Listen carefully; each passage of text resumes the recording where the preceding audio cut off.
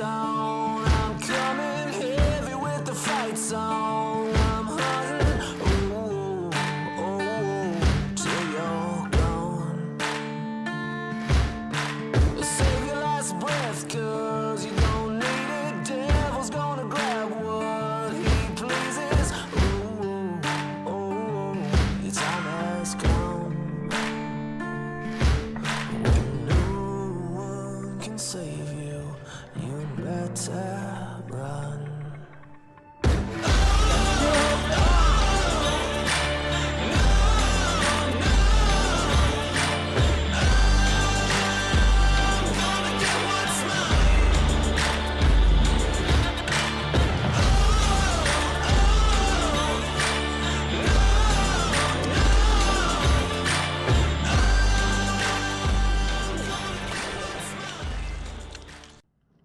What is going on, y'all? So I just dropped a video of fishing Butterfield Lake. Hopefully you guys enjoyed that. But today we are targeting trout, lake trout. A little backstory on this lake: it's usually stocked every year with rainbow trout, but this year with the whole COVID-19 and funds and stuff, this lake was not able to be stocked. So there are some held over fish in here. I did fish this about a week and a half ago. If you follow me on Instagram, you'll see that I did catch a nice trout out of here. So hopefully we can do a repeat of that. Let's get tied up. We're going to be using pretty much just inline spinners and power bait to catch these. So we'll get all rigged up, get everything out there. Hopefully we get on some fish. All right, so we got a little ball of power bait here. It's some red, white, and blue. Had this from like the 4th of July, I think. It's getting pretty empty. Won't be much of it left. We'll get some garlic, what I'm used to using, but we're gonna throw a big glob of this on here, just over a little pink hook. I don't know the size of this hook. Up to about 3 split shots. It's a bigger pull. It's about 10-pound test, so I'm gonna using more weight to kind of get me out there. But yeah, that's basically it. We're just gonna toss this out, get it tight. Hopefully we catch a fish on it.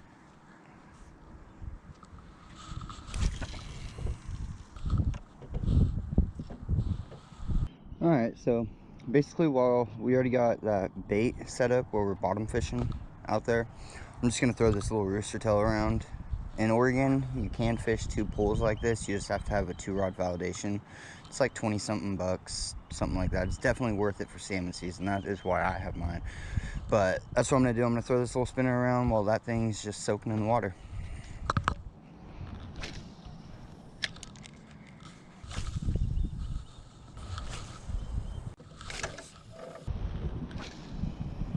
Well, things have been relatively slow. I switched up that orange rooster tail I had on for a number 2 blue fox. A little bit smaller profile, a little more vibration.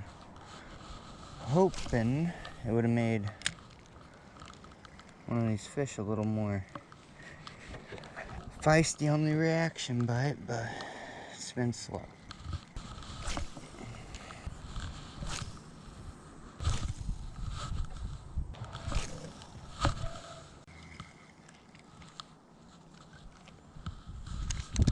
Oh, good.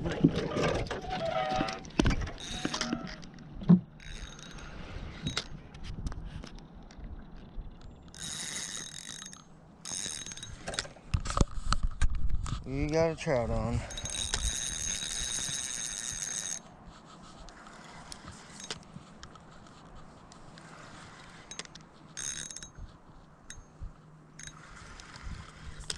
This thing's fighting.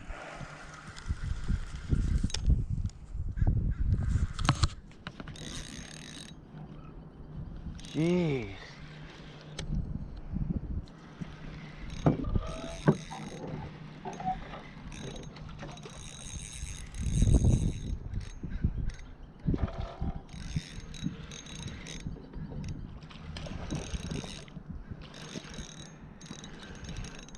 It's wrapped up in the weeds.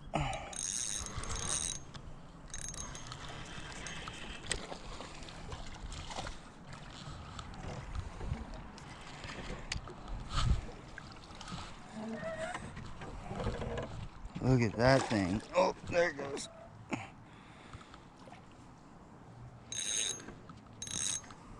That's a healthy fish.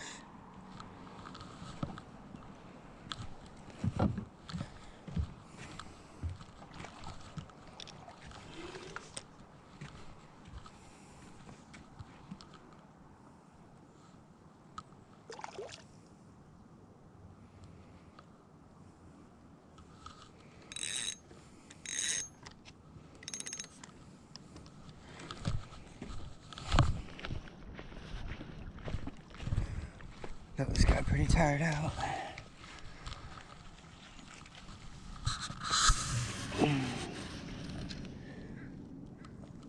Oh yeah, he swallowed that hook.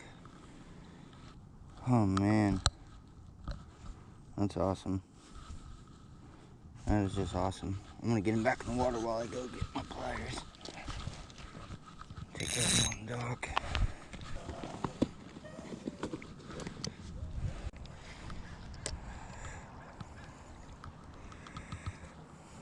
Look at that. That is a monster rainbow lake trout. Oh, thing cut me up good, dude. Thing got me bleeding. Look at that. That thing is just a beauty.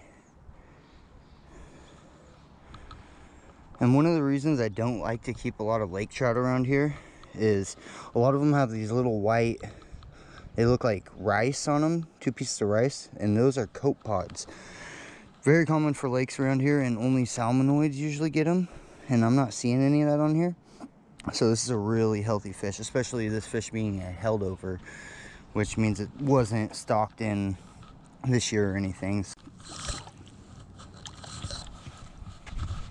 2 hours later. Alright, well, fishing hasn't gone the best. I mean, we got that one, but since then it's just been really slow. I think I got one bite. I'm not real positive though. There's a nice chunk of grass out there, so I'm gonna say it's grass that I hit. But I did see someone walk into the bushes over there with a bucket, which means they're probably looking for mushrooms. So around Oregon, that we do have chanterelles or lobster mushrooms or morels. There's lots of mushrooms that are around here, pines, everything. So what we're gonna do to go along with this little trout that we caught, well, not little, but decent trout that we caught, is we're gonna go look for some mushrooms to cook up with it. So I was gonna end the video here and just disappear, but we're gonna go try to scour, look in the woods for some mushrooms to go along with this. So we got our trout sitting there in the water. I'm just gonna leave my bag and stuff there. We're just jumping into the bushes real quick. Shouldn't take too long. All right, so I made it good way down this trail. I said I'm gonna turn back. I got my stuff sitting back there, but this is pretty much what we are looking for. These look like they've been eaten or something, but that's the bottom to a chanterelle. These are just baby buttons. There's a tiny, tiny little button right there.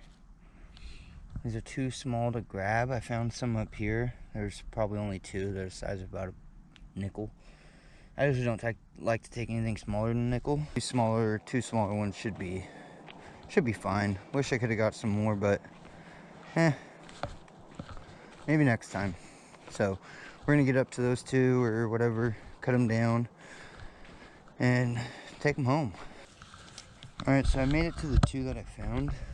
These things are really, really small. These are chanterelles. I will be cutting these 2. Hopefully find like maybe another 3 or 4 of these that size would be nice. But basically for these, what I do is go underneath and just cut them through. You don't want to pull them out of the ground.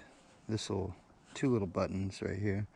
This will, and hopefully they grow back better. You never know. I don't know. It might be a myth.